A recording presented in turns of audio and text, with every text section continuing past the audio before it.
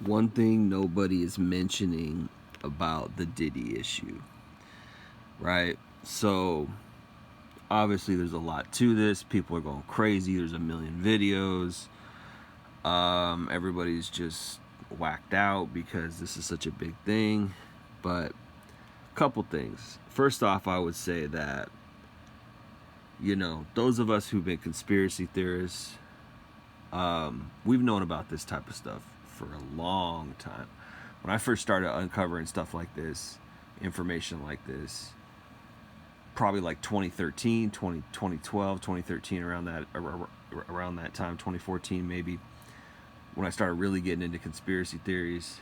The thing about conspiracy theories is they're not just theories. That's the thing that people mistake, is they think, oh, conspiracy theory, it's just a theory, it's just something that you guys come up with. People are just dumb. The average person is pretty stupid, honestly. And these aren't just conspiracy theories. There's truth behind this stuff. There's facts. There's evidence. You just got to know where to look.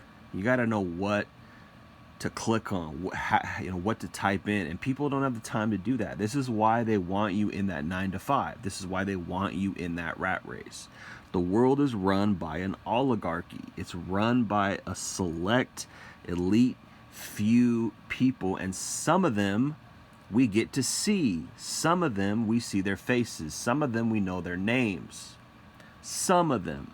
But there's people who are behind those people. So people like Diddy, Jay-Z, blah, blah, blah, they're just figureheads, so to speak. They're just the face of the brand.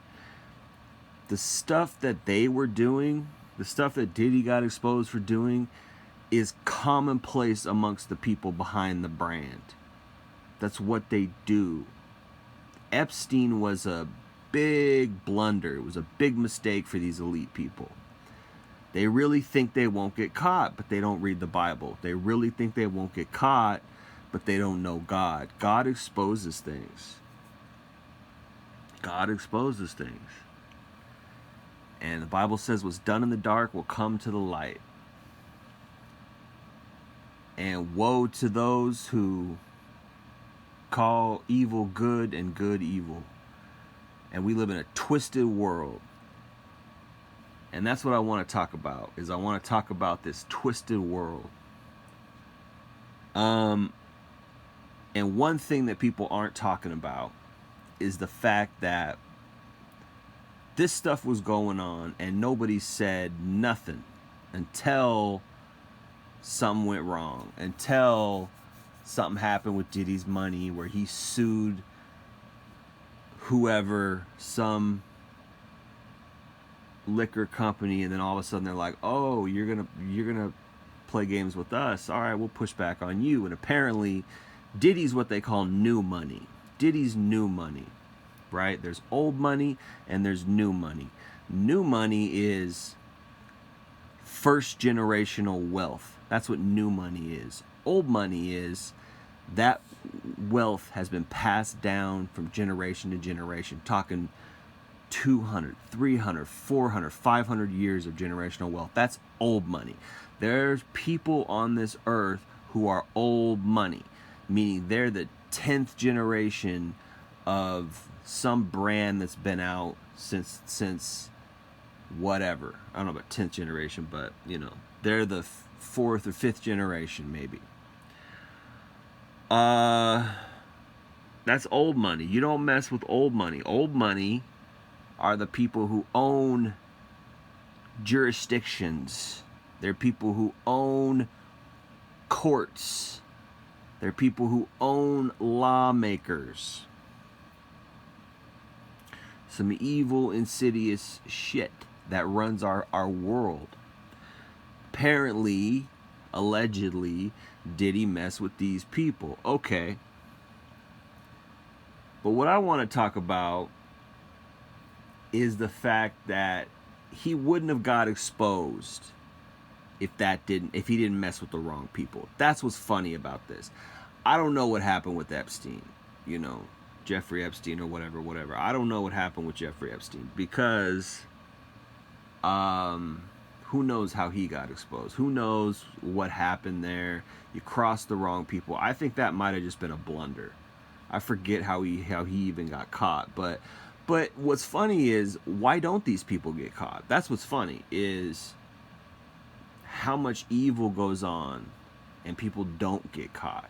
If that doesn't tell you that there's a devil in this world, nothing will. If that doesn't convince you that there's a devil, nothing will. Because it's not just that something evil happens, it's that it continues to go on. The Bible says judgment begins at the house. So for me, you know, I'm used to getting disciplined in a sense. I mean, I'm not a model Christian. I'm not a great Christian. I'll tell you that right now. I've done my fair share of dirt. Nothing on Diddy's level. Nothing like messed up that illegal. But you know, I'm a sinner. I've sinned.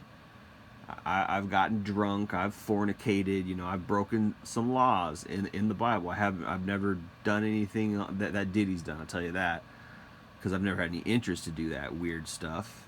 My interests were like, yeah, maybe I'll get high, or yeah, maybe I'll get drunk, or yeah, maybe I'll go try to get a girlfriend and fornicate. That's about it. I'm not that sick and sadistic. Thank God I'm not that sick and sadistic, because anybody could be that sick and sadistic. But I know that I've been disciplined for all the stuff that I've done. I know that for a fact because I've lived through the discipline. And it was plain and clear that I was being disciplined. I suffered for my sins. I did go get drunk. I did get high. I did smoke weed. I did mess around with, you know, some little floozy girls, you know, who were all of age, of course.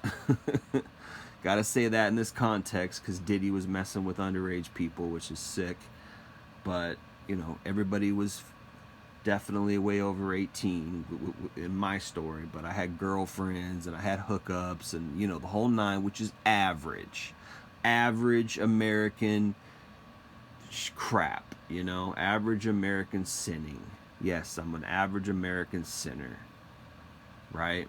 Not a model Christian, first to admit that, but I am a Christian, I am a believer, and I believe that God disciplines those whom he loves.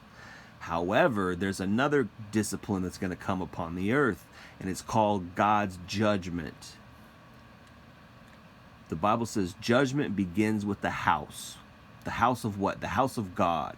Meaning he judges his children first. Meaning if you're a believer, you will get judged first. Meaning you're going to get disciplined probably in this life. Okay? And I've had a lot of discipline in this life.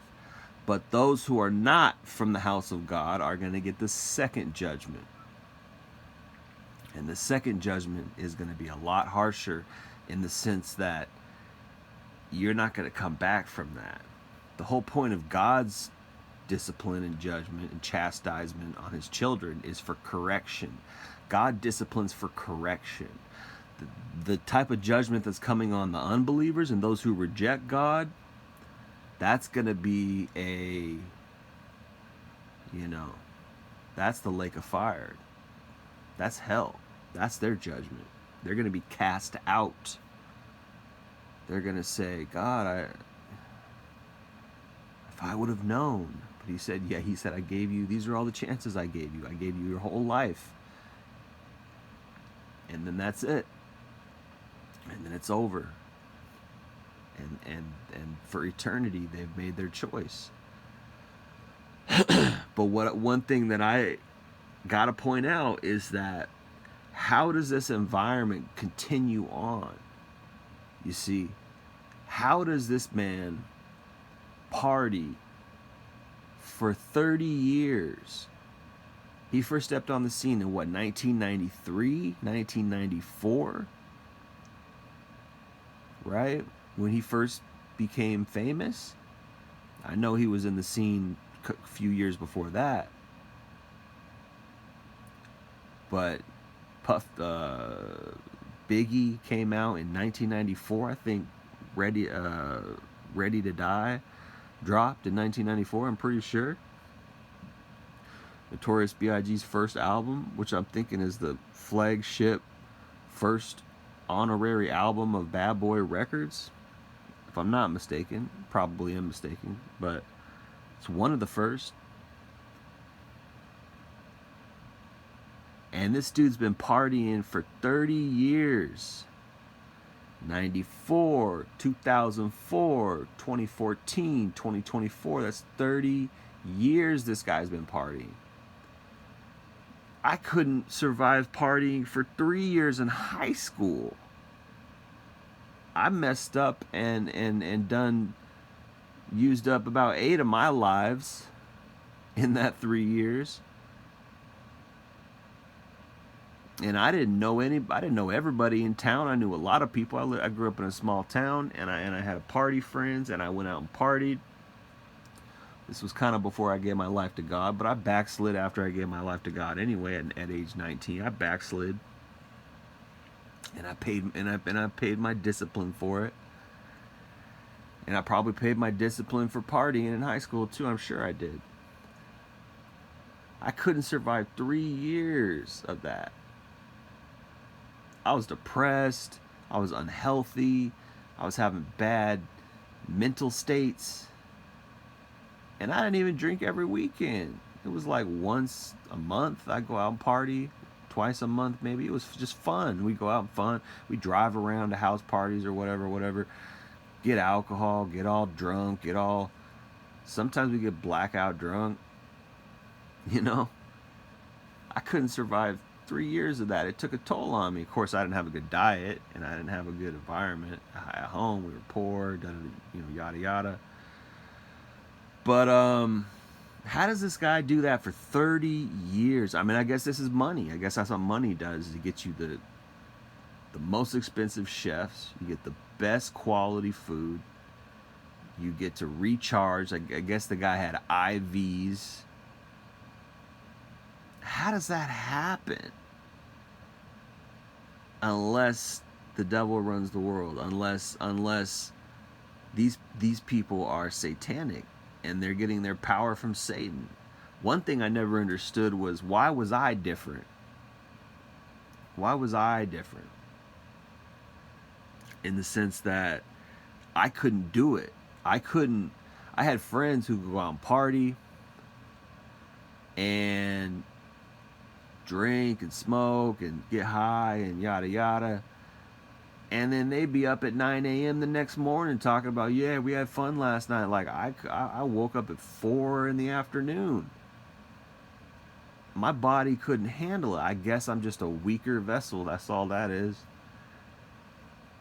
Or maybe I'm just called out and I don't have that satanic strength. I don't know, man, but I couldn't do it. Maybe that's what it is. I'm just weaker, but which I'm fine with. I mean, it is what it is, because I don't want to put poison in my body anyways. I'm glad, I guess in a sense, I'm glad it didn't work out, because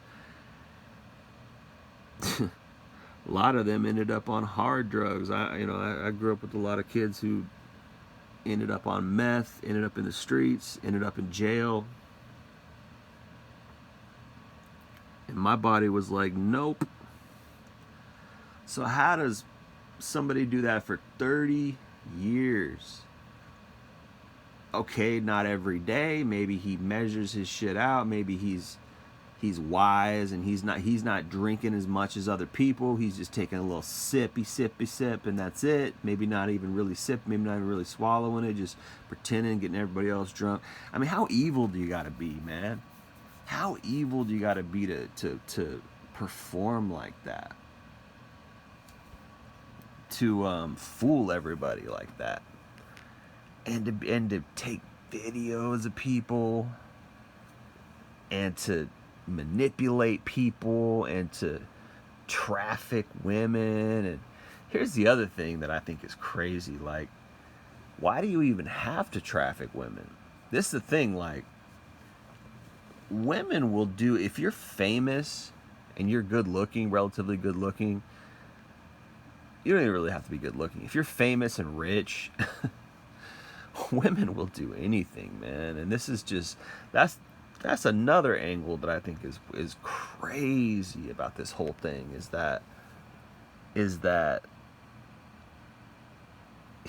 just how evil this world is, how evil people are. I mean, how evil does the I mean, I guess there's a spectrum and it's all relative, but how many celebrities were around him knowing what he was doing, knowing that this guy was doing some evil stuff, and maybe they didn't know all the details, but they knew he was up to no good, I think.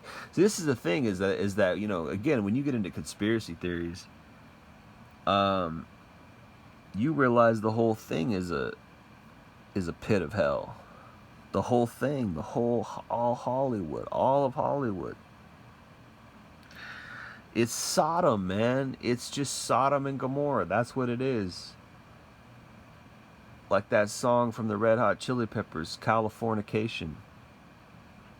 It's where all the porn is filmed. Most of it. Most of it's filmed in California. Just an evil, evil state, bro. I grew up in boring old Washington. I mean, it's a great state. I love my state. I really do. It's a beautiful state. It's a classy state.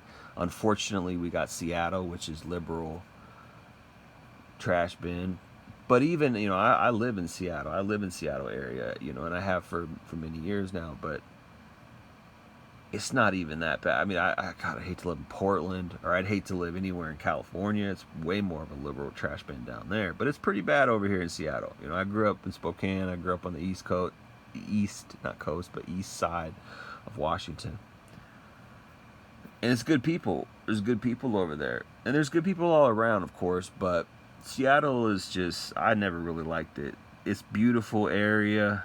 Beautiful, beautiful area. And it's just cool stuff to look at, but never liked the people. But it's boring, man. It's a great place to be a writer, I'll tell you that. It's a great place to own a farm. It's a great place to raise kids because it's peaceful for the most part. Really nothing too crazy in Washington State. Just a lot of farms, it's such beautiful topography and whatnot, but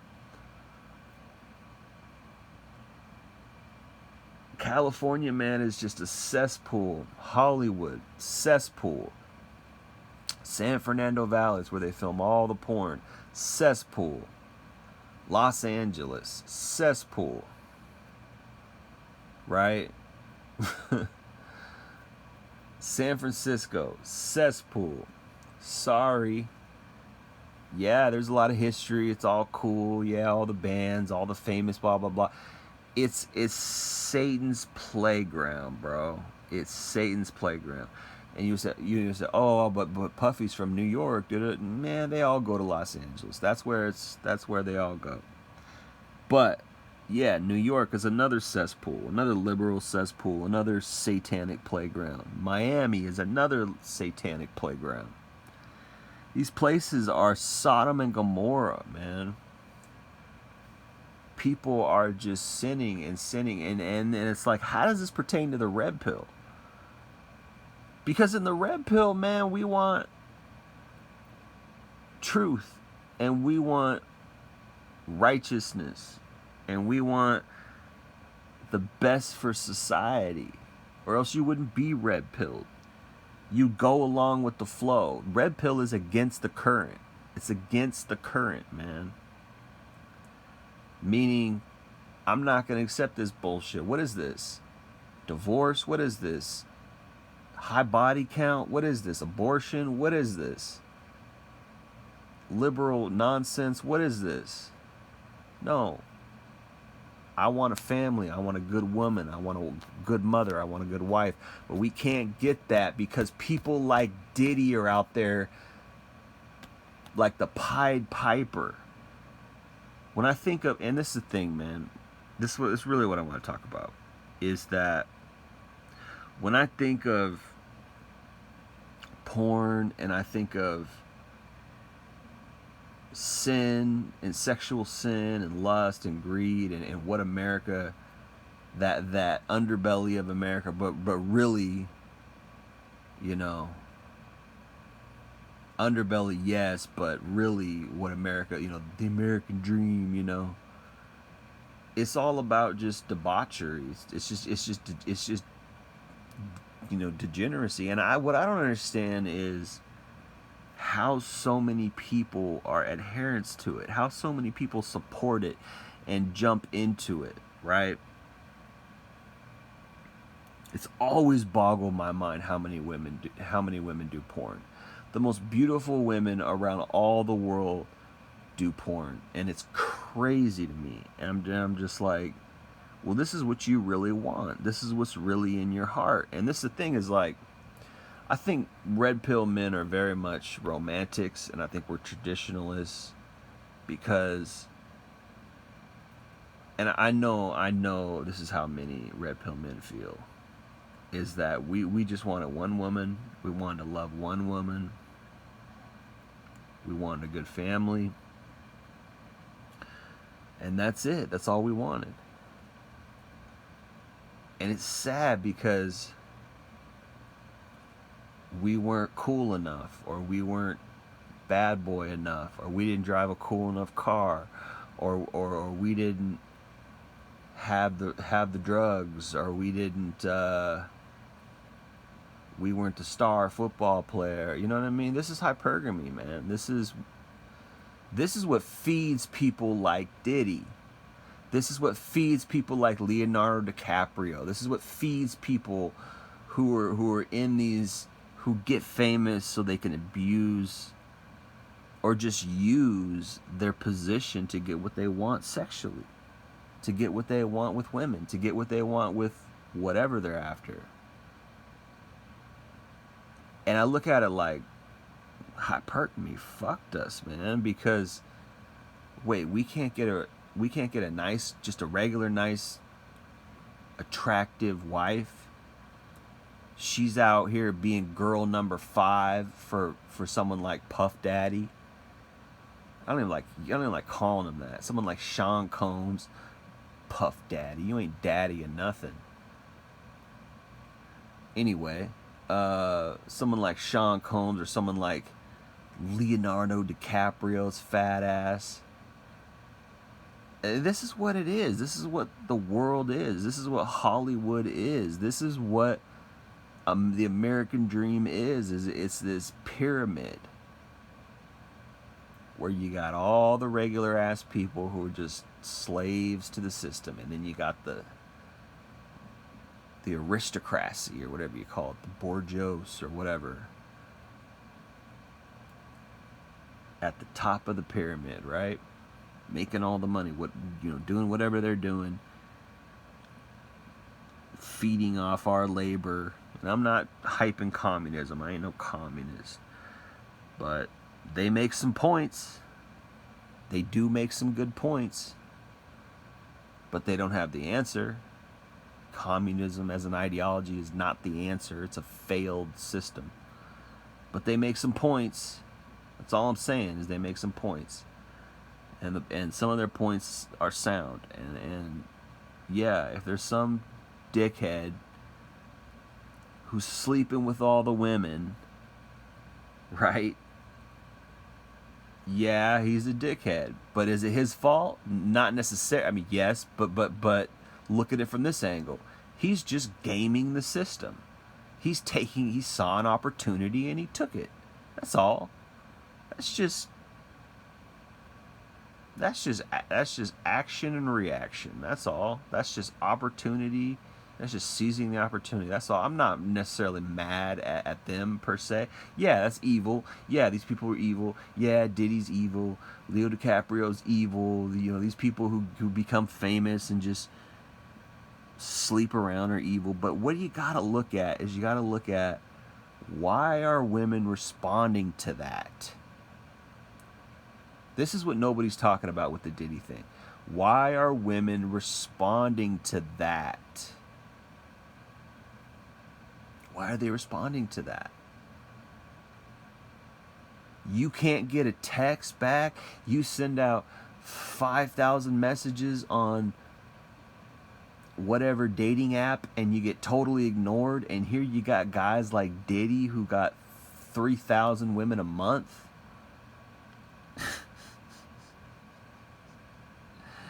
What's wrong with women? What's wrong with their nature? What's wrong? Why are they not normal? That's all I gotta say. That's all I gotta say. That's my point. That's my point right there. Why are they not normal? You know?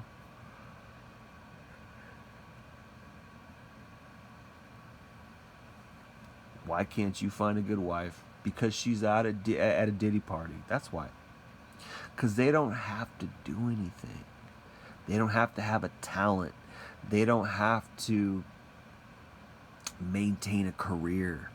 They don't have to be multifaceted, multi-talented. This is one thing I always say about Trump. People hate Trump, but I'm like, well, he's successful and he's smart.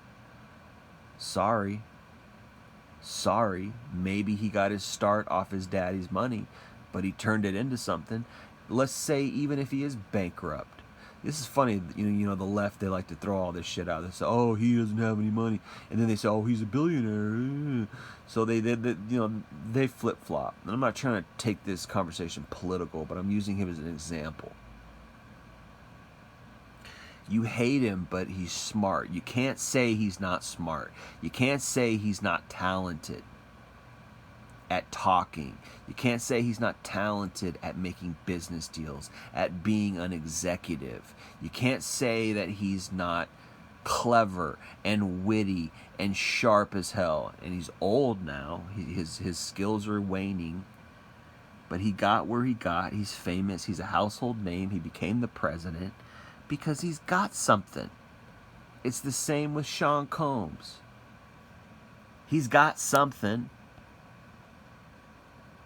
And even if he's a master manipulator, that takes something. That takes, it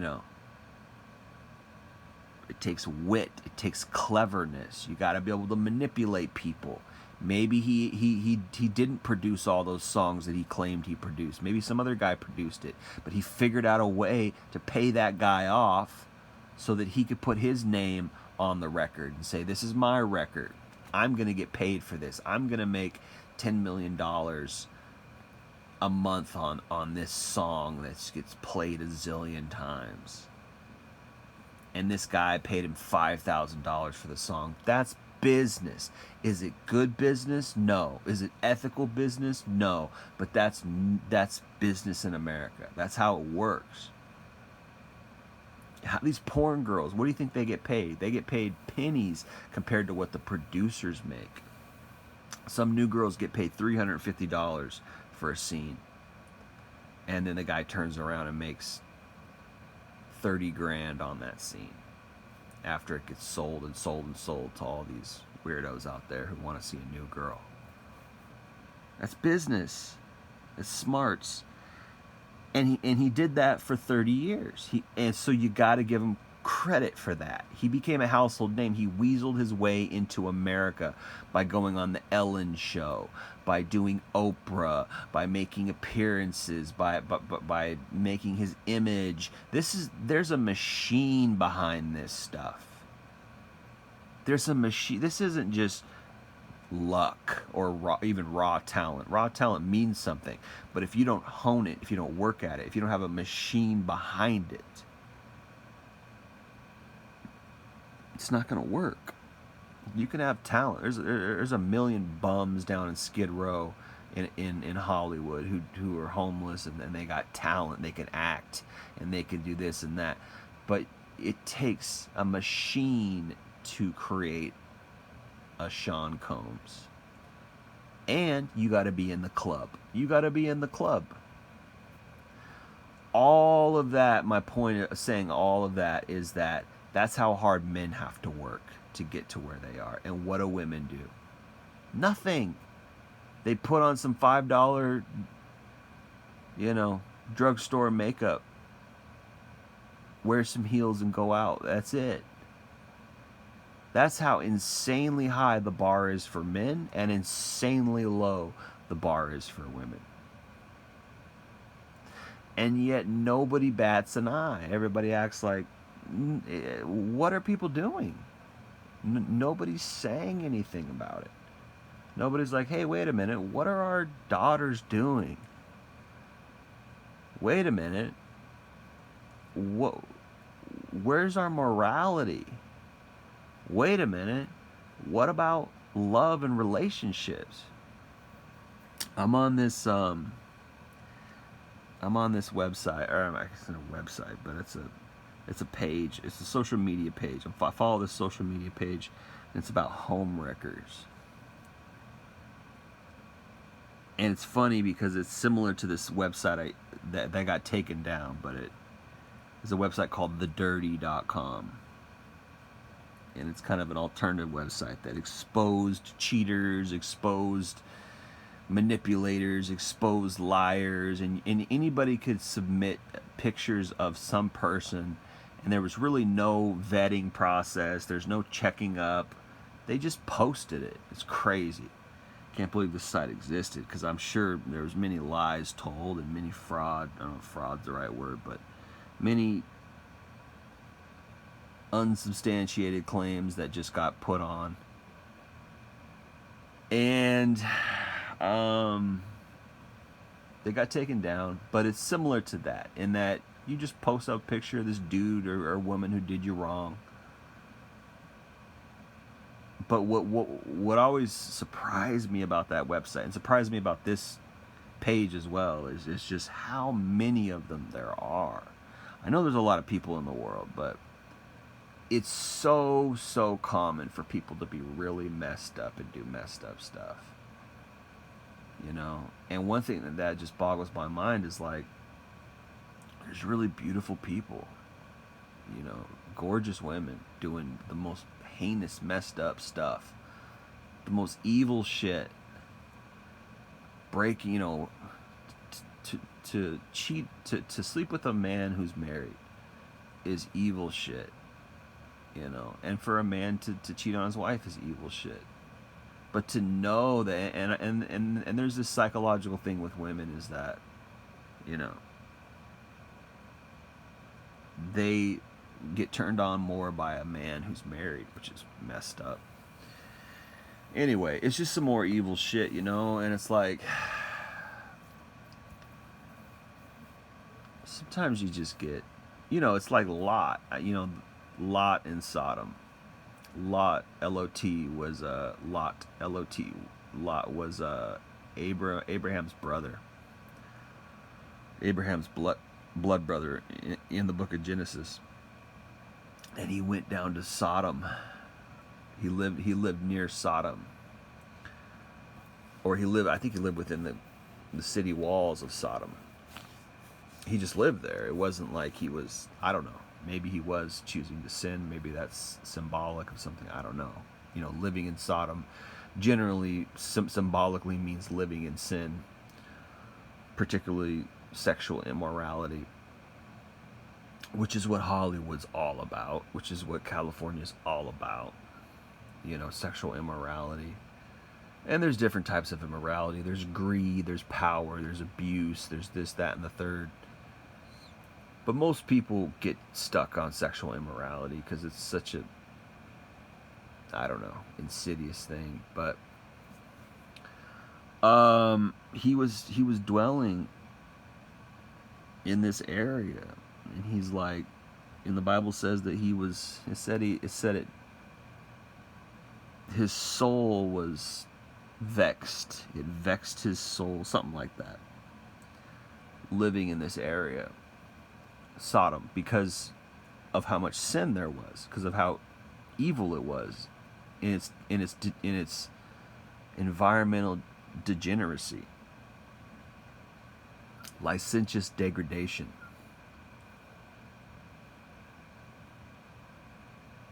And sometimes I feel like Lot, man. I can't deny it. Sometimes I feel like Lot living in Sodom. Because I just look out and I'm just like, what are our women doing? Because for the men, yeah, sure, you're going to take an opportunity. You want to get laid, of course. If you got the opportunity, you're going to take it because that's just what men do. And women, no one knows this better than women. Women are always complaining, men will sleep with anything. That's because we don't have the opportunity to do so. You have constant opportunity to do so, which is why you don't do it. Well, not necessarily the whole reason why you don't do it. You also have, hypergamy, which is like this little weird caveat, this little weird,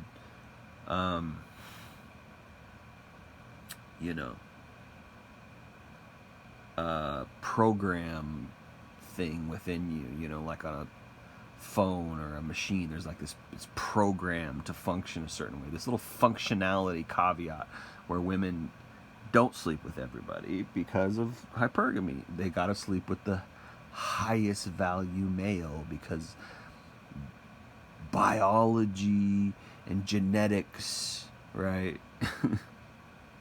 Biology and genetics won't let them sleep with low value men. And this is the whole point to everything. If that wasn't there, maybe everything would be different. Maybe nothing would ever get done. Maybe everybody would just be, fucking and sucking, right? Sleeping around and going to bed, right? That's maybe and nothing would ever get done. Maybe that's the thing. Maybe that God knew that when He created women. He's like, I'm going to create them different. I'm going to create them delicate but difficult, right? I'm going to create them sensitive but irrational. I'm going to create them with hypergamy, but they're also sluts, right? But not sluts for anybody, sluts for the highest value man. So as a man, you better get your shit together and work hard and this, that, and the third so you can get the woman, so you can get the sex, right? This is how we're biologically programmed. Anyways, but they don't have to do anything, and it's easy. They just show up. Yet, again, thanks to feminism and thanks to this porn culture and thanks to the free love generation, that, yeah, man, we don't need your old school, rules and laws. Well, those were good things. The traditional values that you're talking about, that you think are old school rules and laws, those were good things that kept society safe, that kept the family unit protected, that raised good children when there's two parents in a household. And what do you have? Chaos. I remember growing up, in the 90s and the 2000s, I would see single moms a lot. And I just remember this, kind of, I don't know the right word, but kind of, I guess deserted is a good word. There was a deserted air about single mothers. A deserted air. I'm raising this child by myself. It's not normal. When I was at a home, when I had a friend, and I would go to my friend's home, and he had both parents who loved each other, and the father worked, and it was an orderly home, you get a good feeling.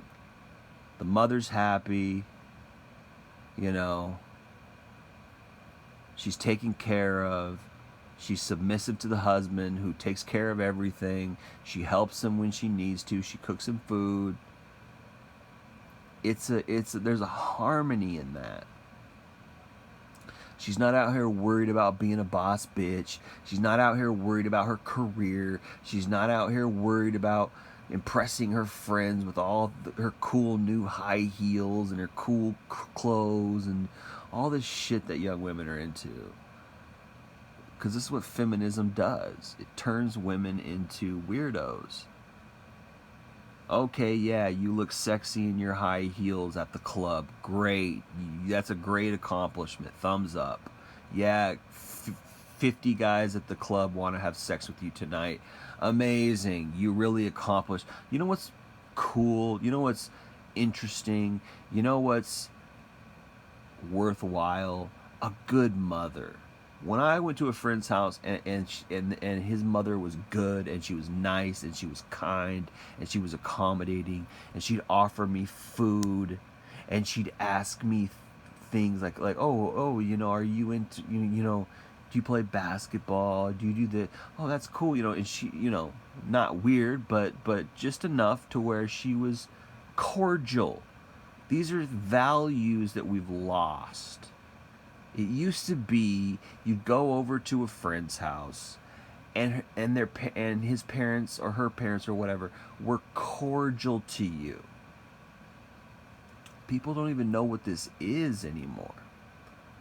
They were cordial to you. That's a sign of a good family.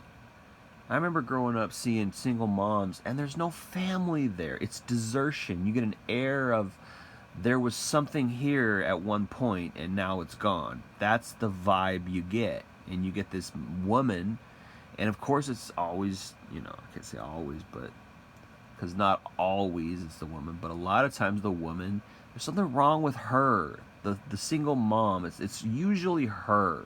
Because a lot of times guys will, if she's a good woman, a guy wants to stick with a good woman. If she wants to be a good woman and she wants to be a good wife, be a good mother, guys will be like, you know what? This is cool. I'm going to stick with this. A lot of times. If he's a good guy. But good guys aren't hard to find. Women are just projectors. They're master projectors. They're always projecting. Where's all the good guys? They're everywhere. Throw a rock in any direction, you'll hit one. Good guys are in abundance. There's an abundance of good men out there because we have to be good. We don't have the opportunities to be evil. We really don't. Most men really don't. We gotta go work. We gotta tell the truth. We gotta abide by laws. Why? Because there's consequences if we don't. There's dire consequences. For women, it's not the same thing. They don't have the same consequences. They don't have the same pressing issues. It's all about them, and it's all about their, it's my life, and then they just go, manipulate, using sex or using their looks or whatever. I'm not saying women don't work. Yes, women work, but it's not quite the same thing because a woman knows she can always fall back on a man. She can always fall back on a man. Men can't. We got no other options. So we have to be on the level. Not only that, we just don't have the same options for sex. We don't have the same options for relationships.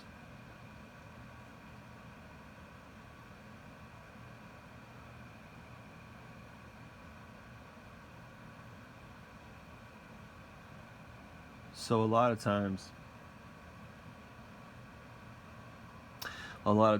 guys will just if they get a good woman, they'll settle down. But many of us are just disenfranchised. I think it's under.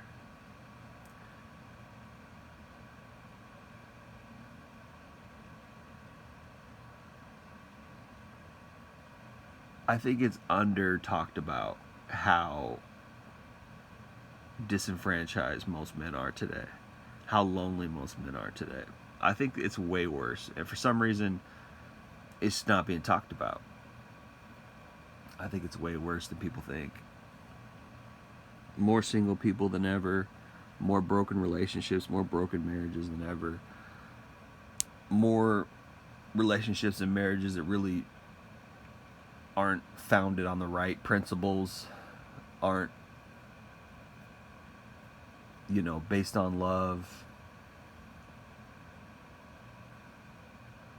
And it's gonna show, man. It's gonna show one way or the other, and it has, and it is, and it's gonna continue to, and it's gonna get worse. Because that's what happens when you lose values. When you dethrone God. When you attack men, when you anyway, so how does this type of thing happen? How does somebody like Diddy go for 30 years? How does somebody like Leonardo DiCaprio do what he does? You know? And yes, these aren't this isn't average men. This isn't, but I'm saying, like, you know, have a conveyor belt of women. Well, you got to look at the women. You got to say, wait a minute. How could you not get red pilled over, you know, after a situation like this? This is what everybody is missing. This is what everybody's overlooking. Who fostered these people? Who kept coming to their parties? You know, who was the one who stopped and said, wait a minute, this is sick? Or they're all sick. How about that? They're all sick.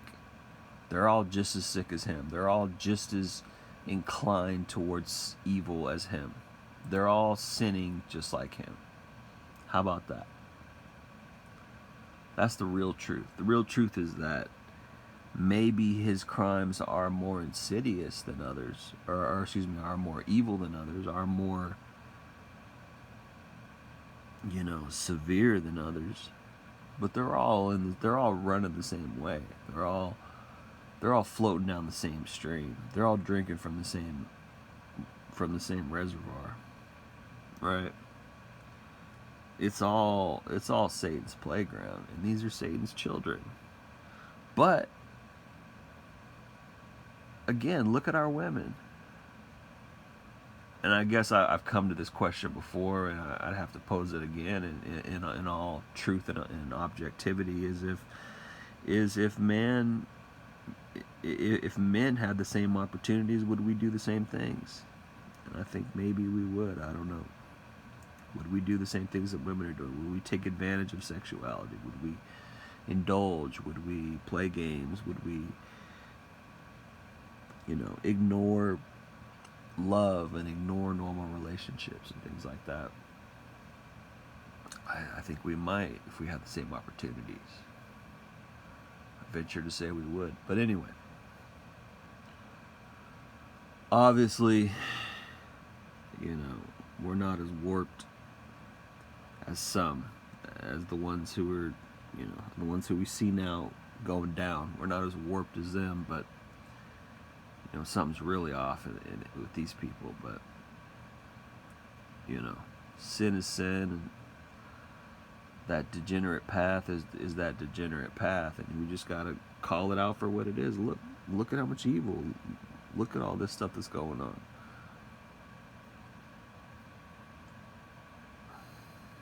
It is getting to like the days of Noah. But anyway, I'm gonna end it there, guys. Appreciate y'all listening. Jay Lee, Northwest Podcast. Peace.